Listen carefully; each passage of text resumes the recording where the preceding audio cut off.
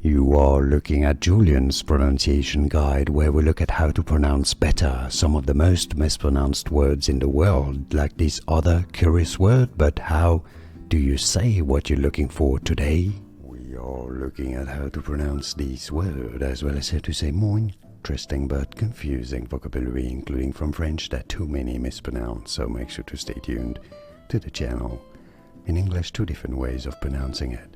Soiree is more the British English pronunciation, with a stress on the first syllable. Soiree in American English, it is generally said as soiree. Soiree with a stress on the second syllable, and that's because in French it is said as soirée with no emphasis on any particular syllable. So both pronunciations are correct, soiree or soiree.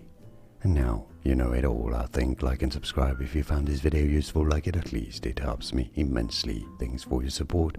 More videos for you here to learn more correct pronunciations and clear things up once and for all.